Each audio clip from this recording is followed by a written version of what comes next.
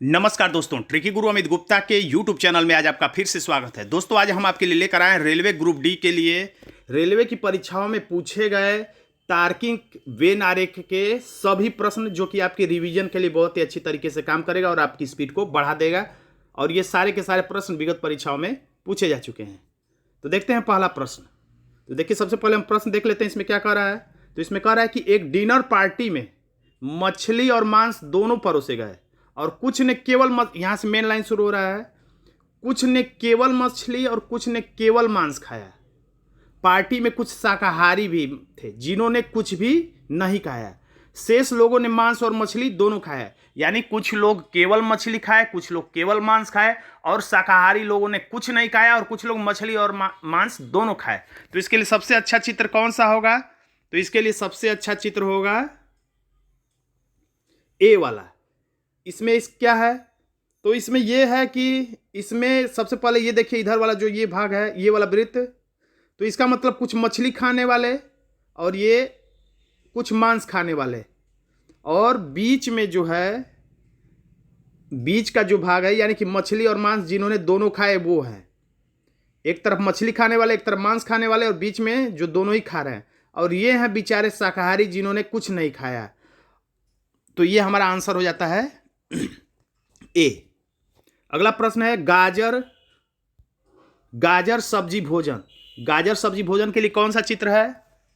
तो देखिए, इसमें ए आंसर है। कैसे? सबसे भीतर वाला जो वृत्त है इसमें हो जाएगा गाजर, क्योंकि सभी गाजर, और बाहर वाले में हो जाएगा सब्जी, यानी सभी गाजर सब्जी है, और सबसे बाहर हो जाएगा भोजन, यानी इस तरीके का चित्र इसी में देख लीजिए बन जाएगा, यानी सभी गाजर सब्जी है, सभी सब्जी भोजन है। आंसर ए हो जाएगा। अगला प्रश्न है ट्रक जलयान सामान। तो ये जो बीच है, बीच वाला क्या हो जाएगा? हो जाएगा सामान। तो ये बीच वाला सामान है, तो यानी कुछ सामान ट्रक में जाता है और कुछ सामान जलयान में जाता है, और बीच में जो कुछ सामान है वो अन्य साधनों से, ट्रेन से या निजी साधनों से भी जाते हैं। घर, टेबल, लालटेन। तो यहाँ पर जो लोग सी को टिक करेंगे उनका आंसर गलत हो सकता है। अगर ये सोचेंगे घर में कुछ घरों में टेबल होता है, कुछ घरों में लालटेन होता है, ऐसा कुछ सोचेंगे तो गलत हो जाएगा। यानी कोई घर टेबल नहीं होता, कोई टेबल लालटेन नहीं होता, यानी हर तरफ से कोई नहीं कोई जब नहीं, जब आंसर आ जाए तो तीनों वृत्त अलग अलग बनते हैं। हमारा आंसर हो जाएगा बी। ईमानदारी, चतुराई, रुचि। किसी एक ही व्यक्ति में तीनों ही गुण हो सकते हैं, या दो गुण हो सकते हैं, या दो गुण इधर से हो सकते हैं। यानी कि कुल मिला के आपको ये नहीं समझना है कि आपस में इनका कोई संबंध है, यानी तीनों ही अलग अलग व्यक्ति के अलग अलग गुण हैं। माँ, महिला, बच्चे। महिला, माँ, बच्चे। तो आप इस चित्र को ठीक से याद कर लीजिएगा। इसमें जो सबसे भीतर है वो है माँ, यानी कि भीतर वाले को हमेशा सभी पढ़ते हैं, यानी कि सभी माँ क्या है? तो महिलाएं, यानी जितनी भी माँ है सबको क्या कहेंगे? महिलाएं कहेंगे। और बच्चे हैं तो कुछ महिलाओं को बच्चे कैसे, ये कैसे समझ में आएगा? तो आपको समझ लीजिए इसको। इसमें ये दिखा रहा है कि ये महिलाएं हैं और ये दिखा रहा है कि बच्चे, यानी कि कुछ महिलाएं बच्चे हैं। तो महिला का मतलब आप कोई बड़ी महिला ना सोचें। महिला का मतलब यहाँ पर केवल मेल फीमेल से है। मेल फीमेल का मतलब जब फॉर्म आप भरते हैं तो कोई छोटा बच्चा भी अगर फॉर्म भरता है, छोटी सी लड़की भी अगर फॉर्म भरती है 1 साल की, तो मेल फीमेल में से क्या है? तो वो फॉर्म में भरती फीमेल, तो वही वाला यहाँ पर फीमेल है। यानी कि फीमेल छोटी भी हो सकती है, बड़ी भी हो सकती है, बच्चे के रूप में भी हो सकती है। इसलिए हमारा आंसर हो जाएगा डी। त्रिभुज, 4 भुजाओं वाला चित्र और वर्ग। तो देखिए, वर्ग होता है ऐसा, और सभी वर्ग जो होता है 4 भुजाओं वाली आकृति होती है, यानी सभी वर्ग को हम कह सकते हैं कि सभी वर्ग जो है ये 4 भुजाओं वाली आकृति है, और त्रिभुज तो अलग है। तो हमारा आंसर हो जाएगा सी। ये भीतर वाला वर्ग है, बाहर वाला सभी वर्ग, बाहर वाला आकृति जो है वो 4 भुजाओं वाला चित्र, और ये जो है वो त्रिभुज को दर्शा रहा है। कपड़ा, फूल, सफ़ेद। बहुत इंपॉर्टेंट प्रश्न है। इंपॉर्टेंट का मतलब ये बार बार परीक्षाओं में पूछा जाता है अलग अलग रूपों में। तो इसमें बीच में क्या हो जाएगा? तो बीच में हो जाएगा ये सफ़ेद, बीच में ही महत्वपूर्ण है, बीच में बता दी। तो यानी कि इधर एक साइड में कपड़ा हो जाएगा, किसी एक साइड में सफ़ेद हो जाएगा, किसी एक साइड में फूल हो जाएगा। यानी कि सफ़ेद कलर का कुछ चीज़ कपड़ा होता है, कुछ चीज़ फूल होता है, और बीच में खाली स्थान में सफ़ेद कलर के और भी कई चीज़ें होती हैं। तार्किक वेन आरेख में किसी भी तरफ से आपका आंसर तार्किक रूप से गलत नहीं होना चाहिए। नगर, जिला पंचायत, पंचायत, तो ये हमारा आंसर बी हो जाएगा। नगर, पंचायत, जिला पंचायत, जिला। औषधि पुरुष शल्य चिकित्सक। आपको सोचने में ऐसा लगता होगा कि शल्य चिकित्सक और औषधि का संबंध है और पुरुष का संबंध है, तो यहाँ पर सबसे अच्छा आंसर होगा जो सभी शल्य चिकित्सक होते हैं, सभी में से कुछ हिस्सा जो होता है वो पुरुष होते हैं, यानी सी वाला आंसर। कुछ शल्य चिकित्सक पुरुष होते हैं, कुछ शल्य चिकित्सक ऑपरेशन करने वाले महिलाएं भी होती हैं डॉक्टर। और ये जो औषधि है ये निर्जीव है, ये अलग है। पुस्तक, उपन्यास, शब्दकोश। तो यहाँ पर मैं आपको एक बता दूं, हेडिंग विधि। हेडिंग विधि का मतलब ये है कि जब भी हेडिंग विधि होगा तब एक प्लेट में 2 रसगुल्ला वाला चित्र बनेगा। हेडिंग विधि का मतलब जैसे कहा जाए तो रंग हेडिंग है, और इस हेडिंग में क्या क्या लिख सकते हैं, तो हरा, नीला, पीला, गुलाबी। जैसे कहा जाए जानवर, तो जानवर हेडिंग हो गया, और इस हेडिंग में क्या क्या होगा, तो कुत्ता, बिल्ली, हिरन, शेर, ये सब इसके अंतर्गत आएंगे। तो उसी तरह से पुस्तक हेडिंग हो गया, और पुस्तक में क्या क्या आएगा, तो उपन्यास, शब्दकोश, कहानी, कई चीज़ आएंगी। तो जब भी हेडिंग विधि हो तो आप रट लीजिए कि एक प्लेट में 2 रसगुल्ला, यानी कि डी हमारा आंसर हो जाएगा। धातु, लोहा, क्लोरीन।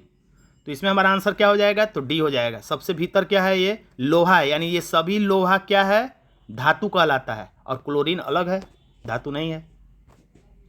ईंट, मकान, पुल। तो इसके लिए कौन सा चित्र सही होगा, तो बीच में हो जाएगा ईंट।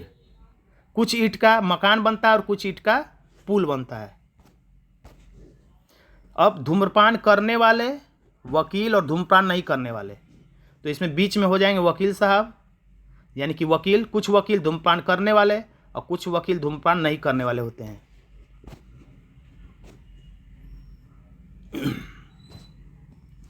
शेर, घड़ा, जंगल।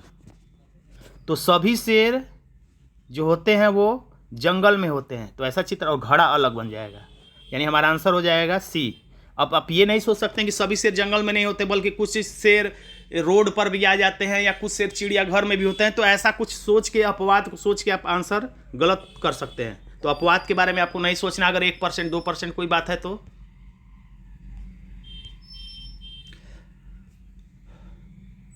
अगला प्रश्न है,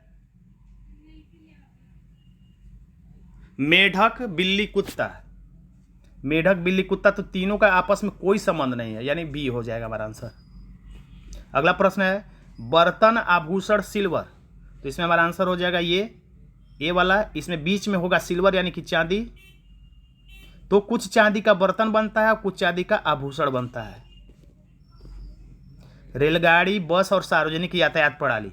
तो बीच में हो जाएगा सार्वजनिक यातायात प्रणाली, और एक तरफ हो जाएगा बस किसी भी तरफ, और एक तरफ किसी भी तरफ रेलगाड़ी हो जाएगा, यानी कि सार्वजनिक यातायात। ये आंसर नहीं होगा सी, बल्कि आंसर हो जाएगा बी। मैंने जल्दी में गलत बता दिया। सार्वजनिक यातायात प्रणाली, ये हेडिंग विधि है। सार्वजनिक यातायात प्रणाली हेडिंग है, और इसमें क्या आ जाएगा, रेलगाड़ी, बस, ट्रक, सब कुछ आ जाएगा। तो ये हेडिंग विधि में एक प्लेट में 2 रसगुल्ला वाला हमारा आंसर हो जाएगा। कैमरा, मेज, फर्नीचर।